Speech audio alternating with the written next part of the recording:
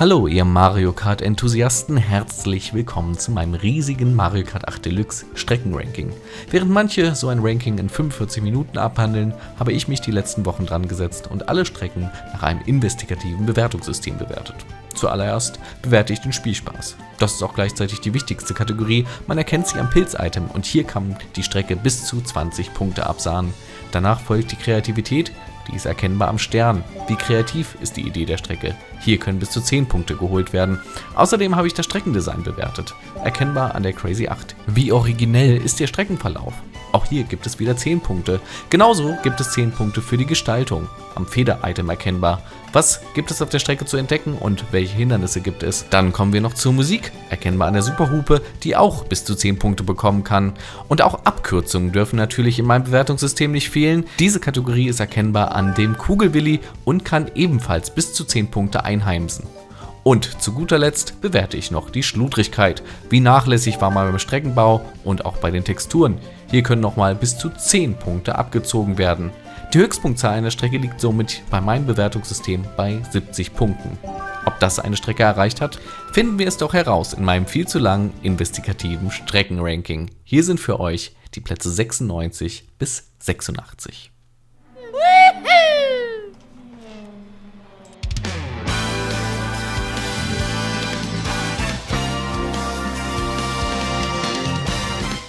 Auf dem letzten Platz, auf Platz 96, ist Toads Piste. Wie hätte es auch anders sein können? Toads Piste, ursprünglich vom 3DS. Und ja, es ist natürlich keine schlechte Strecke. Es ist eine Anfangsstrecke, darum auch nicht sonderlich spannend. Aber wie sie geremaked wurde, das ist eher das Problem bei Toads Piste. Denn was die Grafiken angeht und was die Umgebung angeht, das ist alles nicht so ganz optimal gemacht von Nintendo. Das ist alles sehr, sehr mager. Und da sieht man einfach, dass es ein Port aus Mario Kart Tour ist. Besonders bei dieser Strecke, finde ich. Und dementsprechend kann ich der Strecke nicht viel abgewinnen. Auch vom Streckenlayout ist das nichts Besonderes. 3-4 Kurven, die man da fährt, ein paar Abkürzungen, alles soweit ganz nett, aber mehr halt auch nicht. Und dementsprechend landet Toads Piste für mich auf Platz 96. So sind auch die Punkte vergeben. Ich habe 6 Punkte beim Spielspaß. Meines Erachtens ist da nicht so viel Spielspaß vorhanden. Klar, sie fährt sich insgesamt ganz gut und solide, aber mehr dann halt auch nicht. Darum hier 6 Punkte bei der Kreativität. Ja, was soll ich sagen? Viel Kreativität ist da eigentlich nicht vorhanden. Es ist halt eine normale Rennstrecke. Das Einzige, was man vielleicht noch als kreativ abstimmen kann, ist vielleicht die Rampe, die dann in der zweiten Runde noch auftaucht, wo man dann über diese eine Brücke rüberfliegen kann. Aber mehr ist da auch nicht. Darum da von mir auch nur 4 Punkte. Streckendesign, ja, da gibt es deutlich spannendere Streckendesigns, würde ich sagen. Da sind wir hier bei 3 Punkten. Die Gestaltung der Strecke, ja, habe ich ja vorhin schon erwähnt. Es ist einfach nicht schön. Einfach diese Grasflächen sehen einfach super platt aus. Dann diese Grasbüschel, die da rausstehen, das passt irgendwie alles nicht so wirklich zusammen. Und da sind wir von Mario Kart 8 einfach deutlich Besseres gewohnt. Daher von mir da auch nur 2 Punkte in der Gestaltung. Die Musik macht natürlich einiges wett. Die Musik ist super designt, macht sehr viel Spaß, sie anzuhören. Höre ich mir auch so ab und zu mal ganz gern an den Track. Darum da hier 7 Punkte von 10. Abkürzungen sind auch ganz gut vorhanden, da kann man nicht meckern. Man kann ab und zu übers Gras abkürzen, dann gibt es noch so eine kleine Rampe und so.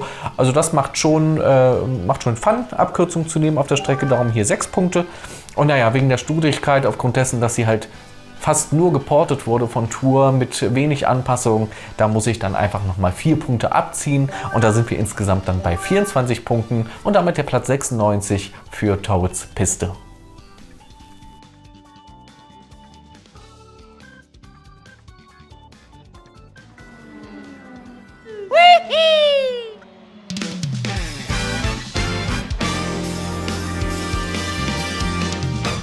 Auf Platz 95 haben wir die Tokyo Tempo Tour aus ursprünglich Mario Kart Tour. Die erste Stadtstrecke, die in Mario Kart 8 reingeportet wurde. Habe ich mich sehr darauf gefreut, bin sie gefahren und war sehr ernüchtert. Es ist doch tatsächlich nicht viel los auf der Strecke tatsächlich. Es ist einmal eine reine Asphaltstrecke wo nicht wirklich viel passiert. Ab und zu fallen mal 2 Swamps runter und das war es dann irgendwie auch. Gibt 1, 2 Abkürzungen, na gut, das kann man mal mitnehmen. Aber ansonsten fährt man einfach nur auf einer großen, breiten Straße, wo einfach nichts los ist. Links und rechts sieht man, wenn man genau hinschaut, mal die eine oder andere Sehenswürdigkeit aus Tokio, aber sie werden nicht so wirklich integriert ins Streckenlayout und dementsprechend war ich da sehr, sehr enttäuscht. Und das spiegelt sich auch in meinen Punkten wieder. Wir haben hier 7 Punkte beim Spielspaß. Bei der Kreativität sind wir bei 5 Punkten. Ich finde, auch da wäre deutlich mehr drin gewesen. Man hätte viel mehr aus Tokio machen können. 4 Punkte für Streckendesign. Gibt noch einen Bonuspunkt sozusagen, weil die Strecke zumindest ab und zu mal das Layout wechselt. Also es ist nie die gleiche Strecke, die man die ganze Zeit fährt, sondern jede Runde ist ein bisschen anders. Das ist durchaus mal ein wenig interessant, aber auch nicht so, dass ich sagen würde, boah, das haut mich jetzt massig vom Hocker. Ja, die Gestaltung der Strecke ähnlich wie bei Toads Piste gibt nur 3 Punkte. Ein bisschen schöner gestaltet als Toads Piste, aber auch nicht viel. Man sieht wirklich an allen Ecken und Enden, dass es eine Tour-Strecke ist, eine Smartphone-Strecke. Die Musik hat mich tatsächlich auch nicht so umgehauen. Ist kein Favorite-Track von mir. Vibe ich nicht irgendwie mit. Gibt von mir 5 Punkte. Abkürzungen sind auch nicht allzu viele vorhanden. Es gibt einmal diese Grasabkürzung, wo man über eine kleine Rampe drüber springt. Ansonsten fällt mir jetzt gerade auf die Schnelle auch gar nichts ein. Dementsprechend sind wir hier bei 4 Punkten und dann nochmal 1 Punkt Abzug. Da hätte für die Schludrigkeit, da hätte sich Nintendo nochmal ein bisschen mehr ans Zeug legen können insgesamt und sie nochmal ein bisschen mehr auf Mario Kart 8 designen können, sodass sie auch mit den anderen Strecken, die schon in Mario Kart 8 drin sind, mithalten kann. Das ist leider nicht geschehen und dementsprechend sind wir hier bei 27 Punkten für Tokyo Tempo Tour.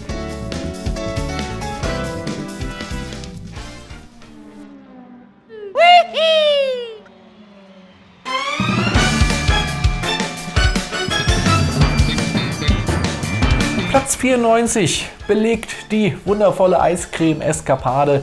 Eine Strecke, die als neu angekündigt wurde, aber wir wissen natürlich alle, sie war schon im Vorfeld für Tour geplant und so sieht sie halt auch leider aus. Also schön ist sie nicht, will ich mal an der Stelle sagen. Kreativ vielleicht etwas, aber schön, das ist doch was anderes. Da sind wir deutlich schönere Strecken von Mario Kart 8 gewohnt und das Streckenlayout, meine Güte, ein Oval, das hatten wir ja noch nie, ist ja der Wahnsinn. Da hat sich Nintendo ja mal richtig was einfallen lassen. Also auch das, da gibt die Strecke einfach nicht viel her. Dann haben wir auch Probleme mit der Kamera, dass man nicht sieht, wo man hinspringt. Ja, sie hat viele kleine Probleme. Irgendwie macht sie mir aber trotzdem immer Spaß, wenn ich es fahre. Das muss ich an der Stelle tatsächlich sagen. Darum hat sie auch 14 Punkte bekommen bei mir beim Spielspaß, weil sie sich irgendwie so merkwürdig anfühlt, weil wir die ganze Zeit ja auch Anti-Gravity aktiviert haben bei der Strecke. Und dadurch kann man mal so lange fliegen bei der Strecke. Das ist irgendwie ganz interessant und da kommt irgendwie ein bisschen Freude bei mir auf, muss ich an der Stelle sagen. Darum da immerhin 14 Punkte. Kreativität. Ja, gut, dass man durch so eine Eislandschaft fährt, finde ich ganz cool eigentlich. Hätte man aber auch mehr draus machen können. Ich mag den Helikopter, der durch die Gegend fliegt. Darum da von mir auch nochmal 6 Punkte in der Kreativität. Streckendesign, Leute, was soll man sagen, ein Oval, das kann ich auch noch zaubern. Da sind wir bei 2 Punkten. Die Gestaltung der Strecke, hübsch ist wie gesagt was anderes. Da sind wir dann bei 3 Punkten. Die Musik ist solide, haut mich aber genauso wenig vom Hocker wie die von Tokyo Tempo Tour. Also auch hier 5 Punkte von mir. Abkürzungen sind so gut wie keine vorhanden. Es gibt so ein paar Tricks, die man machen kann, wo man dann bestimmte Passagen überspringen kann, indem man vernünftig fliegt. Habe ich selber aber noch nie hingekriegt. Gibt deswegen von mir 2 Punkte, weil ansonsten sind nicht wirklich Abkürzungen vorhanden. Wenn ihr noch welche wisst, schreibt es gerne in die Kommentare. Und dann nochmal für die Schludrigkeit -2, die hätte man einfach so viel schöner machen können, diese Strecke. Und das tut mir im Herzen weh, vor allen Dingen, weil es in Tour ja sogar noch die Möglichkeit gibt, dass es bei diesem Starthaus, sage ich jetzt mal, dass man da nochmal aufs Dach fliegen kann später und dann nochmal eine andere Strecke so ein bisschen nimmt. Warum hat man das nicht bei Mario Kart 8 auch umgesetzt? Ein bisschen schade und ich glaube, man hätte die Anti-Gravity auch insgesamt noch ein bisschen klüger einsetzen können. Naja gut, aber es ist wie es ist. Spaß macht die Strecke an sich trotzdem, darum hat sie auch immer noch 30 Punkte und damit der Platz 94 für die Eiscreme-Eskapade.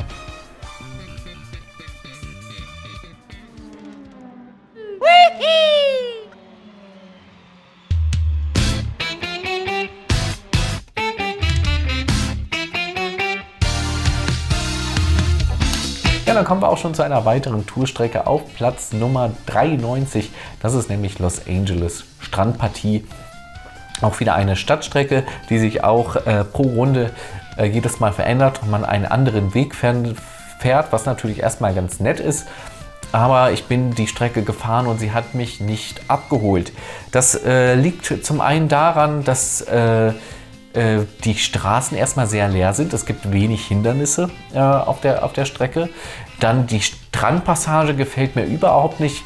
Wenn man da diese Rampe nimmt, dann rast man direkt ins Meer rein und kommt da auch gar nicht so wirklich rum. Also die Rampe ist eigentlich sinnfrei, meines Erachtens. Und wenn man ins Meer reinfährt, dann sind da nicht mal so Fische oder so, oder dann sieht man da irgendwie was Interessantes, wie es normal bei Nintendo eigentlich üblich ist, dass die das Meer zumindest auch noch ein wenig gestalten. Nee, da ist einfach nichts. Da ist einfach nur eine Kante und dann ist es einfach vorbei. Was ist das schon wieder, frage ich mich an der Stelle. Ja, und dementsprechend gibt es auch beim Spielspaß nicht sonderlich viele Punkte für mich, nämlich nur 7 insgesamt von 20. Mehr ist da für mich einfach nicht drin. Ich mag die Strecke aber nicht. Ich fahre die einfach nicht so gerne.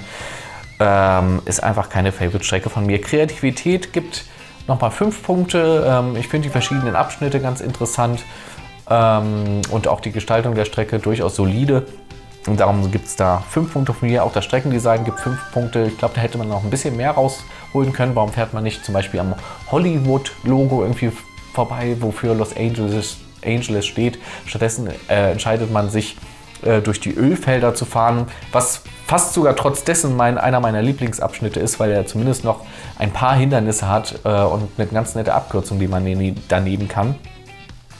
Ja, Gestaltung der Strecke, wie gesagt, viel ist da irgendwie gefühlt nicht, außer ein paar Häuser, eine leere Straße und ein relativ leerer Strand. Da gibt es von mir dann auch noch 4 Punkte. Musik ist in Ordnung, gefällt mir ganz gut, vibe ich ganz gut zu mit. Aber ist jetzt kein Track, den ich mir persönlich so anhören würde. Dementsprechend da nur 6 Punkte von mir. Abkürzungen sind ganz relativ viele vorhanden, würde ich sagen. Aber natürlich bei den Ölfeldern gibt es da Möglichkeiten abzukürzen. Dann immer mal wieder kleine Ecken, die man nehmen kann, wo man mit einem Pilz drüber sausen kann. Da sind wir dann bei 5 Punkten. Und nochmal minus 1 Punkt für die Schludrigkeit, weil auch hier sieht man natürlich wieder, dass es eine Tourstrecke ist. Dementsprechend nochmal 1 Punkt Abzug und dann sind wir bei 31 Punkten und somit der Platz 93 für Los Angeles Strandpartie.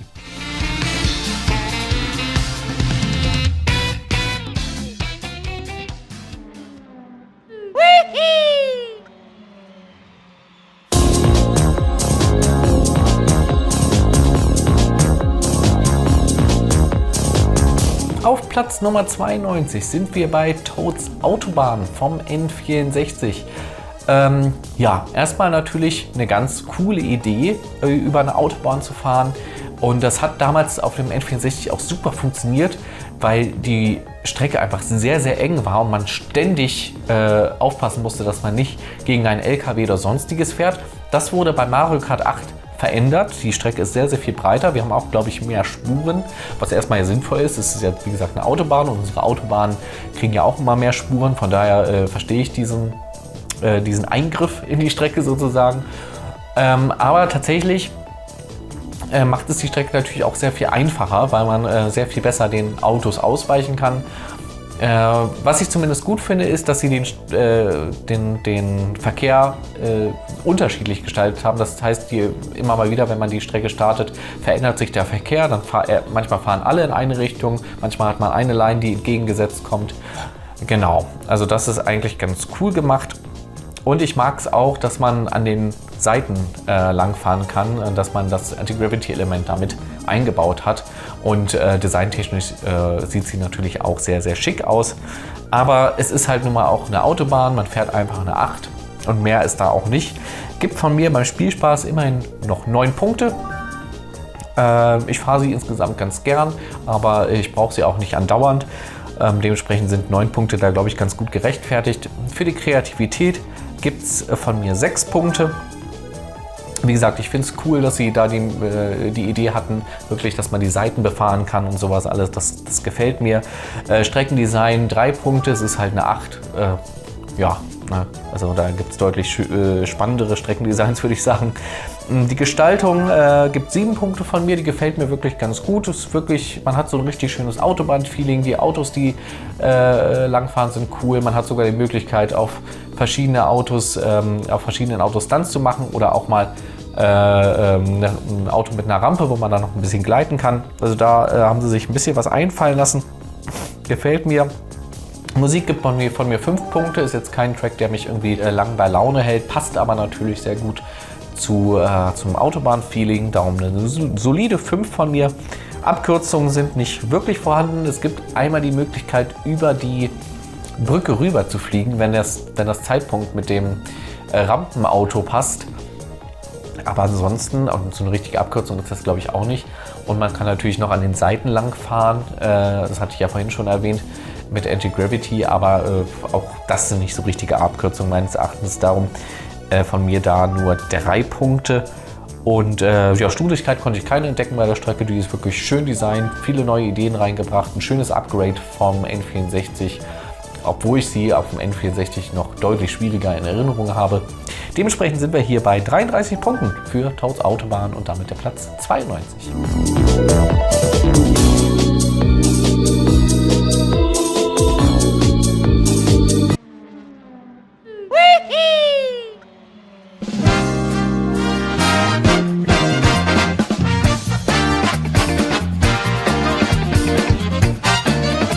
Auf Platz 91 haben wir Marios Piste vom Game Boy Advance ursprünglich. Ja, insgesamt eine ganz nette Strecke.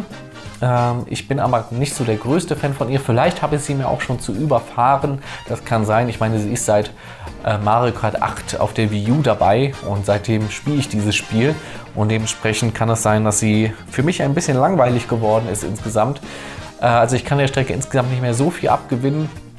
Es ist halt aber auch eine Marios Piste. Ich finde, Marios Pisten haben es generell immer schwer, weil sie halt so durchschnittlich sind. So wie Mario selber halt. Mario ist auch sehr, sehr durchschnittlich und so sind halt auch seine Strecken relativ durchschnittlich. Ich mag es, dass sie diesen einen Streckenabschnitt angehoben haben mit der Ultrahand, den die Nintendo ja früher als Spielzeug verkauft hat. Also eine ganz coole Idee. Und da sieht man ja auch wieder, dass da Kreativität reingeflossen ist in die Strecke. Trotz dessen, wie gesagt, ist sie für mich kein Spielspaß-Garant. Darum kriegt sie von mir insgesamt 9 Punkte bei Spielspaß von 20. Kreativität gibt sie 6 Punkte. Wie gesagt, das mit dem Anheben hat mir gut gefallen. Aber ansonsten, ja gut, ist jetzt nicht so viel passiert an der Strecke, würde ich sagen. Da haben wir ganz andere Game Boy Advance Remakes, die deutlich kreativer ausgefallen sind, meines Erachtens. Das Streckendesign gibt von mir 4 Punkte. Es ist jetzt nichts Besonderes. Wir haben ein paar enge Kurven, aber mehr dann auch nicht.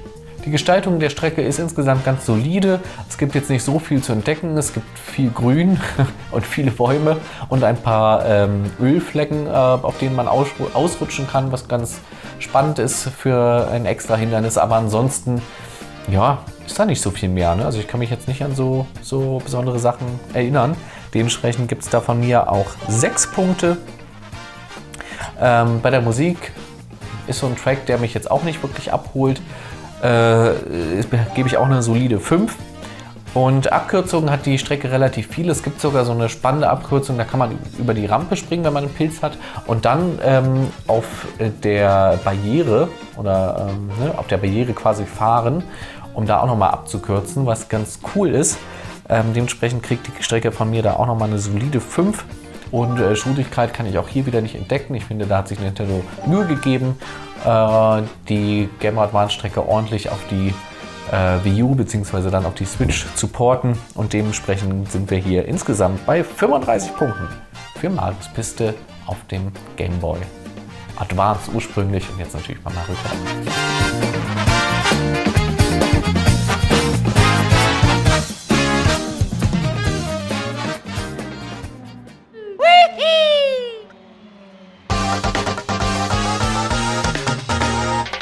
Ja, und auf Platz 90 ist wieder Marios Piste, aber nicht vom Game Boy Advance, sondern diesmal vom Super Nintendo.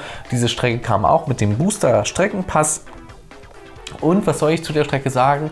Ich mag sie. Ich mag diese Strecke. Ich mochte sie bei der Wii, ich mochte sie auf dem Super Nintendo und ich mag sie auch bei Mario Kart 8. Ich finde, die macht richtig Spaß, weil die einfach super coole Kurven hat. Ich finde, das Streckendesign ist da echt gut gelungen. Man driftet sich da wirklich ziemlich cool durch die Strecke und die macht immer wieder Laune. Ist so ein, ich finde, die Strecke ist immer so ein kleiner Spielspaßgarant. Auch online macht die einfach Bock. Aber sie ist natürlich jetzt designtechnisch kein Meisterwerk. Ne? Also es ist halt eine Super Nintendo-Strecke und so sieht sie halt auch immer noch aus. Sie haben versucht, so ein bisschen Super Nintendo-Feeling auch rüberzubringen bei Mario Kart 8, indem sie so ein paar Blöcke und so aus Mario Bros. Mit eingebaut haben, die in der Luft schweben und so, was cool ist und was wirklich Freude bereitet. Aber also viel mehr ist dann da auch wirklich nicht zu sehen. So, und darum sind wir bei Spielspaß bei soliden oder guten, würde ich sagen, guten 15 Punkten für Marios Piste auf dem Super Nintendo. Kreativität, ja gut, ne? Ist es halt eine Rennstrecke da und viel mehr ist auch irgendwie nicht zu sehen. Es gibt keine Besonderheiten bei der Strecke, darum sind wir da bei 4 Punkten. Das Streckendesign ist aufgrund dessen, wie die Kurven gemacht sind und wie man sich da durchdriften fahren kann, wirklich gut gelungen. Das gibt von mir 6 Punkte. Die Gestaltung, da kann ich nicht viel geben. Es ist halt nicht viel, außer die Steine, die halt noch hinzugefügt worden sind. Das hatte ich eben schon erwähnt, aber da sind wir nur bei 2 Punkten tatsächlich. Musik mag ich nicht so bei der Strecke, muss ich sagen. Also das ist wirklich ein Punkt, wo ich sagen würde, da holt sie mich nicht ab. Da waren die anderen Tracks, die wir bisher hatten, besser, muss ich sagen. Da sind wir nur bei 4 Punkten insgesamt. Und Abkürzungen hat die Strecke relativ viele, wenn man einen Pilz hat natürlich. Also man braucht, glaube ich, für alles einen Pilz. Aber dann kann man wirklich ordentlich abkürzen, immer über die ganzen Grünflächen rüber und kann ganz gut aufholen. Da sind wir bei 6 Punkten insgesamt. Und 1 Punkt gibt es natürlich noch Abzug für die Schludrigkeit. Ich finde, sie hätte auch noch ein bisschen besser aussehen können. Hätte sich Nintendo ein bisschen Mühe gegeben und die Strecke an Mario Kart 8 nochmal besser angepasst. Und darum sind wir insgesamt bei 36 Punkten für Marios Piste 3 vom Super Nintendo.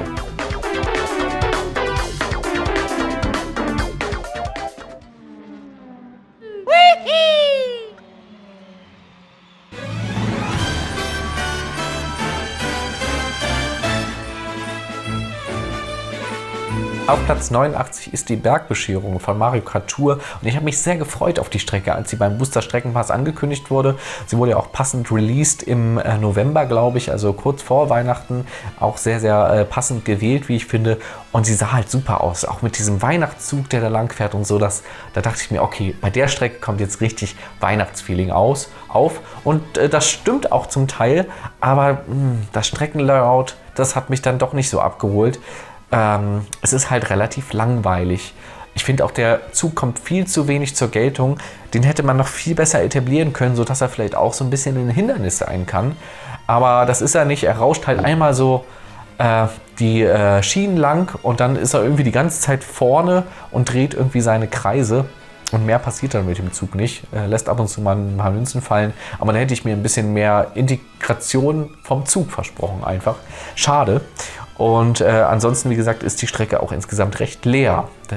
Das Weihnachtsdorf ist ganz schick, aber wenn man dann auf den Berg fährt und so, dann denkt man sich so, ja gut, viel mehr gibt es hier dann auch nicht zu sehen.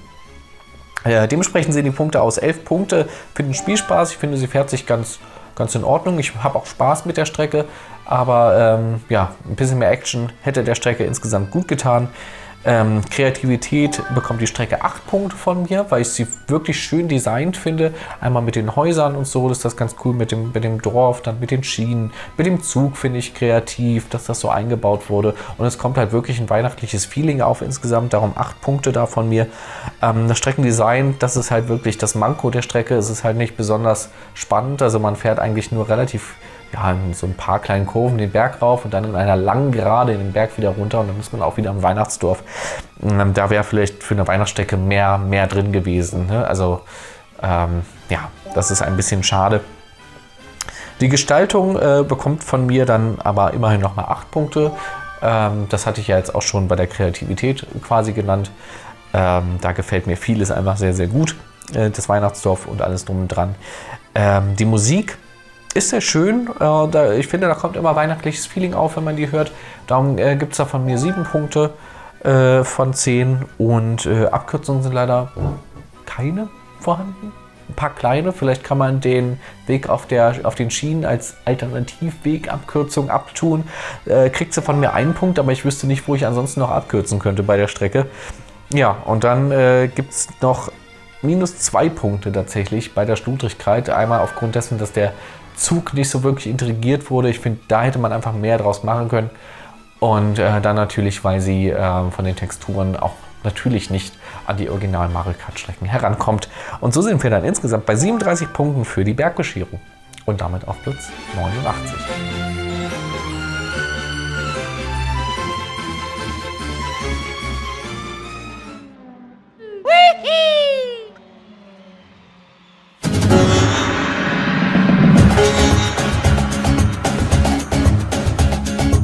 Auf Platz 88 haben wir die staubtrockene Wüste vom Gamecube und vielleicht wundern sich jetzt einige, dass ich eine Gamecube-Strecke so weit hinten platziert habe, wo ich doch ein großer Gamecube-Fan bin und auch Mario Kart Double Dash über alles liebe. Aber es hat seine Gründe. Erstens mochte ich die staubtrockene Wüste auf dem Gamecube jetzt auch nicht so sonderlich. Es war da nie meine Favorite-Strecke. Zweitens bin ich nicht so der Wüsten-Fan. Ich mag einfach nicht so Wüstenstrecken. Es gibt so ein, 2 Ausnahmen, wo ich denke, boah, das ist ganz cool gemacht, aber so insgesamt fahre ich Wüstenstrecken nicht so gerne. Das ist der zweite Punkt. Und der dritte Punkt ist derjenige, dass sie die einfach deutlich vereinfacht haben, die staubtrockene Wüste im Gegensatz zur Gamecube-Version. Das sieht man vor allen Dingen an 2 Punkten. Zum einen fehlt der Tornado. Es ist nämlich früher immer ein Tornado durch die Strecke geflogen, der einen erwischen konnte. Und der ist dann entgegengesetzt, also quasi rückwärts die Strecke entlang gedüst. Und ja, da muss man wie gesagt aufpassen, nicht erwischt zu werden. Und der Treibsand, der vorkommt, den gibt es ja auch beim Mario Kart 8 natürlich auch. Aber der ist tatsächlich sehr viel schwächer als noch bei Mario Kart Double Dash. Wenn du da wirklich mal in den Treibsand gekommen bist bei Double Dash, dann wurdest du aber wirklich auch eingesogen und dann konntest du dich auch kaum noch retten.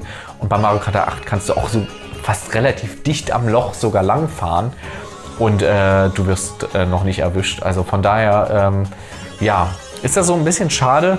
Und darum habe ich sie auch so weit unten gerankt. Ich gebe sie der Strecke beim Spielspaß noch 9 Punkte. Ich fahre sie ganz gern, aber jetzt nicht unfassbar gern, so dass sie halt nur 9 Punkte bekommt von mir.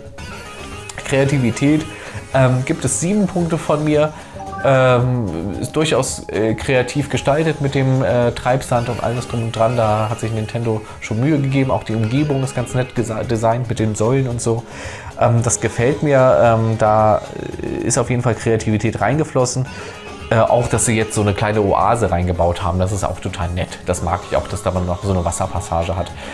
Das wertet die Strecke auch noch mal ein bisschen auf. Streckendesign gibt es von mir 8 Punkte.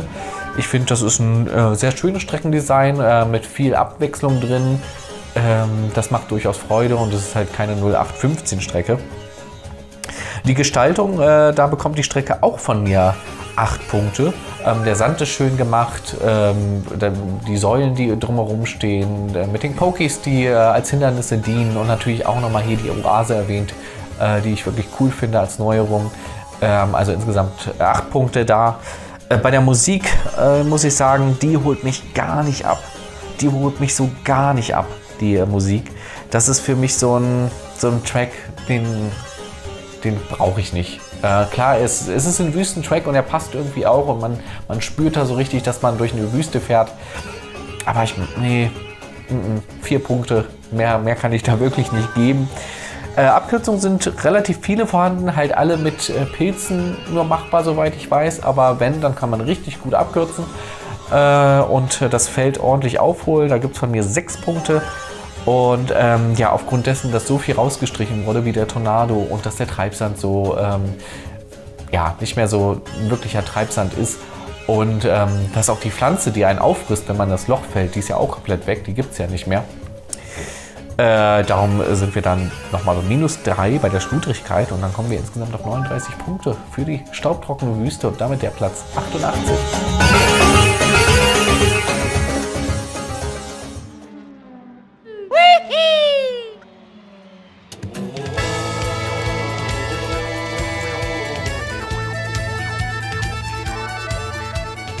Platz 87 geht mal wieder an eine Tourstrecke, an eine Stadtstrecke und zwar Ausfahrt Amsterdam. Ich mag Amsterdam ja ganz gern. Ich war da auch schon des Öfteren im Urlaub. Ist ja auch nicht so weit weg von Deutschland aus. Kann man immer wieder ganz gut machen und es kommt immer wieder Freude auf. Ich finde die Strecke ja, ganz solide, muss ich sagen. Also ich finde es ganz cool mit der Straßenbahn. Ich mag die Windmühlpassage mit den Tulpenfeldern, alles drum und dran. Die Wasserpassage finde ich irgendwie nicht so gut gelungen, meines Erachtens. Die hätte man ein bisschen cooler designen können. Da gibt es auch so immer so Probleme mit dem Schiff. Da, wenn man da einen Stunt macht, dann kommt man manchmal drauf und manchmal auch irgendwie nicht, je nachdem, wie man ihn macht. Das finde ich dann ein bisschen schade.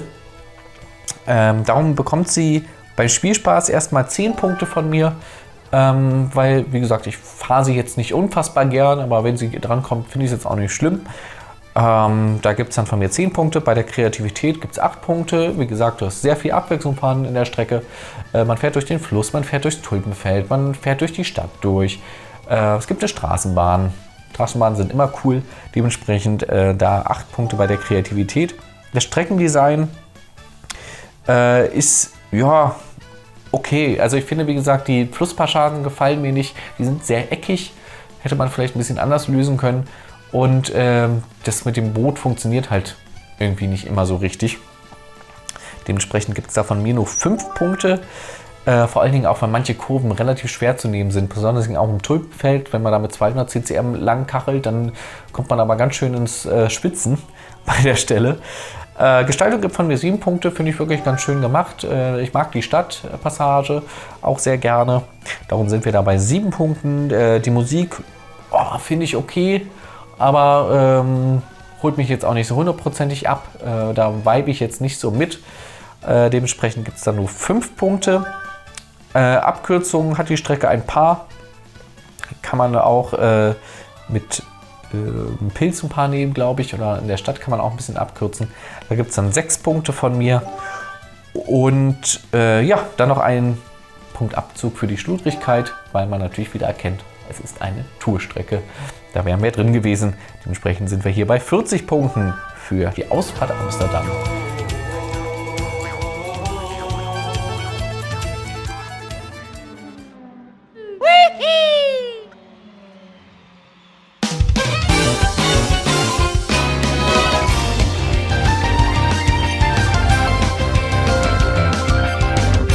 Platz 86 geht an den Polarkreis-Parcours. Das war eine DLC-Strecke noch von Mario Kart 8 damals, die nachträglich nachgereicht wurde.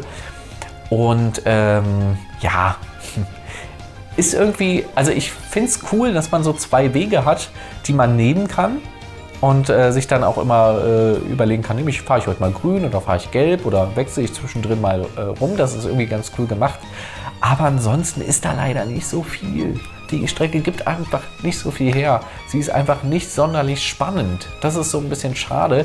Ich finde, erstmal gibt es kaum Hindernisse. Gibt es überhaupt Hindernisse bei der Strecke? Ich glaube nicht. Man fährt halt einfach nur stumpf diese beiden Wege entlang und freut sich dann irgendwann, wenn man am Ziel angekommen ist. Was ganz schön ist, sind die Abkürzungen. Da komme ich vielleicht später nochmal zu, wenn ich die Punkte verteile. Kommen wir doch direkt mal zur Punktevergabe. Sie hat erstmal 10 Punkte beim Spielspaß bekommen. Finde ich noch sehr nett, würde ich sagen, für die Strecke. Also ich fahre sie eigentlich ganz gern, aber es passiert halt leider nicht viel. Darum ist, denke ich, ein gutes Mittelmaß da angebracht mit 10 Punkten. Kreativität bekommt sie von mir 5 Punkte. Weil ja, sie halt langweilig ist. Es gibt auch nicht viel zu sehen irgendwie, also da hätte man einfach noch ein bisschen mehr machen können. Von der Gestaltung her und von der Kreativität dann auch, wie man vielleicht die Strecke noch ein bisschen spannender und attraktiver machen könnte. Darum hier solide 5 Punkte. Für Streckendesign gibt es von mir 6 Punkte. Wie gesagt, ich mag das mit den zwei Wegen, die man da hat. Das ist wirklich eine ganz coole Idee. Darum 6 Punkte beim Streckendesign. Gestaltung bekommt sie von mir auch 5 Punkte. Ähnlich wie bei der Kreativität. Man sieht halt nicht sonderlich viel, außer so ein paar Gletscher. Und das war's dann. Also sie hat keine Besonderheiten einfach. Ne? Darum da auch solide 5 Punkte. Musik bekommt sie 6 Punkte. Finde ihn okay, den Track. Kann ich mir ganz gut anhören, aber brauche ihn auch nicht in Dauerschleife. Und die Abkürzung, da bekommt sie von mir tatsächlich mal 8 Punkte. Einfach aufgrund dessen, dass die Abkürzungen wirklich gekonnt sein müssen und dass man sie ohne Pilz nehmen kann. Ich finde, das bekommt immer noch mal Bonuspunkte, wenn es Abkürzungen gibt, die man ohne Pilz nehmen kann. Weil dann kommt es meistens auch so ein bisschen auf den Skill an und das ist bei der Strecke tatsächlich so. Diese Abkürzungen sind bockschwer. Man muss wirklich scharf die Kurve nehmen und dann perfekt gerade rüberfliegen, damit man über die Gletscher drüber kommt. Weil ansonsten rutscht man da ganz, ganz schnell ab und landet im Wasser. Dementsprechend bekommen die Abkürzungen hier von mir 8 Punkte und dann sind wir insgesamt bei 40 Punkten, genauso viel wie Ausfahrt Amsterdam, aber aufgrund dessen, dass sie bei der Kreativität ein bisschen höhere Punkte abgesandt hat, ist sie einen Platz höher und damit auf Platz Nummer 87 der Polarkreisparcours.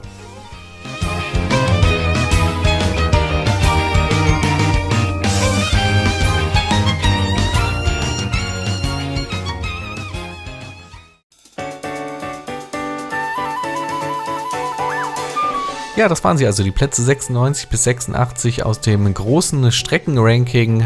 Gebt gerne in den Kommentaren Bescheid, ob das mit eurem Ranking auch übereinstimmt oder ob ihr ganz andere Strecken ganz hinten habt. Und ob vielleicht eine von euren Favoriten sogar bei mir ganz hinten gelandet ist, das würde mich natürlich auch interessieren. Also fleißig in die Tasten hauen, Kommentare eintippen und natürlich auch gerne einen Daumen nach oben geben, wenn es euch gefallen hat. Und wenn es euch zu lange gedauert hat, dann guckt gerne den nächsten Part in doppelter Geschwindigkeit, dann seid ihr doppelt so schnell durch. So, ich wünsche euch jetzt noch einen schönen Abend oder Nachmittag oder Morgen oder was auch immer gerade bei euch los ist. Und dann hören und sehen wir uns beim nächsten Part nächste Woche wieder. Bis dahin macht's gut und ciao.